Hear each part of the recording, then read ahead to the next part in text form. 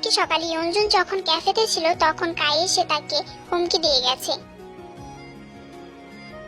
আরে কাই, তুমি এখানে কেন খালামণি? আমি কি এখানে আসতে পারি না? আচ্ছা খালামণি, তোমার কি ভয় করে না? না, এই যে তোমার মেয়ে বড় হয়ে যাচ্ছে, তো এভাবে রাস্তায় একা একা যাওয়া আসা করে। দিনকাল তো এখন ভালো না, কখন কি হয়ে যায় কে বলতে পারে। তো তুমি কি কি বলতে চাইছো কাই? তুমি সত্যি বুঝতে পারছো না যে আমি কি বলতে চাইছি? ওহ কাম অন খালামণি, আমি তোকে চাই। আর না না, ভয় পেও না, আমি তোকে এমনি এমনি চাইছি না, আমি তোকে বিয়ে করতে চাই, বউ বানাতে চাই। আমার গালের এই দাগটা দেখছো খালামণি? যে দাগটা তোমার মেয়ে আমাকে দিয়েছে, এই দাগটা যে তোমার মেয়ের কথা আমাকে এক মুহূর্তের জন্য ভুলতে দেয় না খালামণি। 3টা বছর খালামণি, 3টা বছর ধরে আমি এই দাগটাকে বয়ে বেড়াচ্ছি।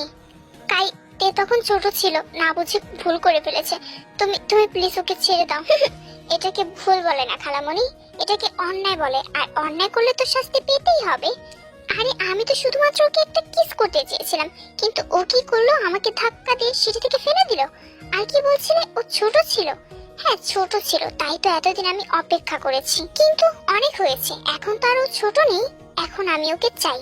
দেখো, আর ওয়েট করা আমার পক্ষে সম্ভব নয়, আমি তোমাকে 3 দিন সময় দিলাম। 3 দিন পর আমার ঠিক করা একটা কমিউনিটি সেন্টারে আমাদের বিয়ে হবে। লোকেশন আমি তোমাকে ফোন করে জানিয়ে দেব।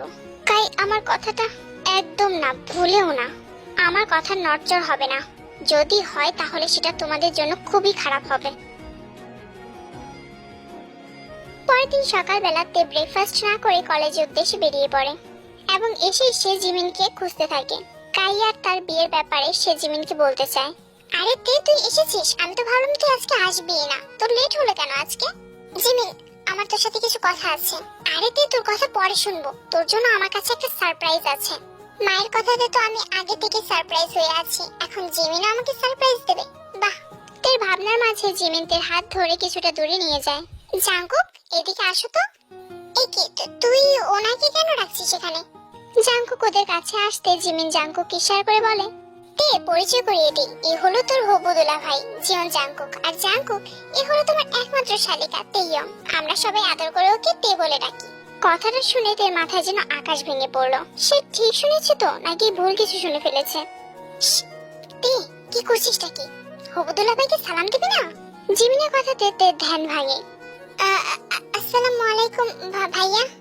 ওহ আই সি জিমিন, এই হলো তোমার সেই বেস্ট ফ্রেন্ড তে, যার কথা তুমি কালকে থেকে বলছিলে যে দেখা করাবে। হ্যাঁ জাঙ্কুক, কই হচ্ছে তে, আমার বেস্ট ফ্রেন্ড, আমার কলিজা। আচ্ছা জিমিন, তোরা কথা বল, আমি যাচ্ছি। তে চলে গেলে জিমিনও তোর পেছন পেছন যায়। কে, সারপ্রাইজটা তোর কেমন লাগলো? একদম চমকে গেলি তাই না? বল। সত্যি তুই একদম চমকে দিলি, বলে তে জিমিনের হাত ধরে টানতে টানতে একটু দূরে নিয়ে যায়। আরে ছাড়, এভাবে টানছিস কেন? তোর খবর কি? হ্যাঁ, তুই জাঙ্কুককে অ্যাকসেপ্ট করলি কেন? তুই না সুগা ভাইকে ভালোবাসিস? ভালোবাসতাম ঠিকই, কিন্তু এখন বাসি না। তুই ঠিক আছিস তো জিমিন? কি বলছিস তুই এগুলো? হ্যাঁ তে, আমি ঠিকই বলছি। তুই জানিস সুগা যেখানে আছে, মানে লন্ডনে একটা মেয়ের সাথে ওর সম্পর্ক আছে, তাই তো ও কখনো দেশে ফিরতে চায় না।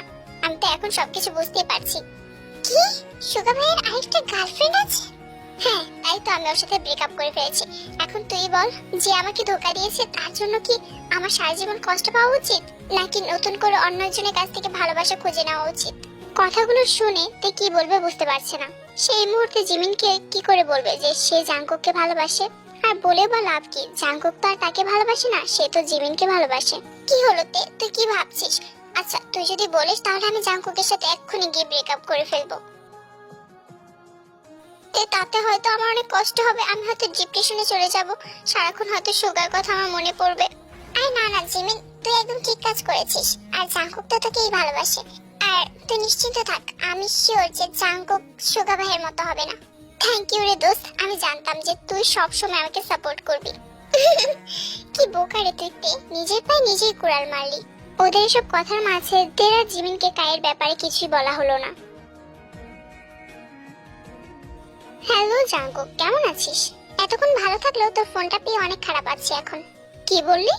থাক, তোর সাথে আমি আর তর্কে যেতে চাই না। শোন, পরশুদিন আমার বিয়ে, ফুপুমনি আর আঙ্কেল তো সেউলে আছে, তাই তুই একাই আসিস, তোকে আমি লোকেশন সেন্ড করে দেব। আরে ওয়েট, তার আগে বল তোকে কোন পাগলে বিয়ে করছে? কি, তুই কি বললি? সরি, ওটা পাগল না, ওটা প্রস্টিটিউট হবে। জাঙ্কুক তুই মুখ সামলে কথা বল। আমার হবু বউ কোনো প্রস্টিটিউট না, বুঝলি? পরীর থেকেও সুন্দর সে। তুই একবার দেখলে তুইও অজ্ঞান হয়ে যাবি। কে বলতে পারে, তখন হয়তো তুইও একটু হাত সাফ করতে চাইবি। তাই মুখ সামলে কথা বল। আমি তোর মতো নয় যে মেয়ে দেখলেই আমার হাত সাফ করতে মন চাইবে। এই যে হবু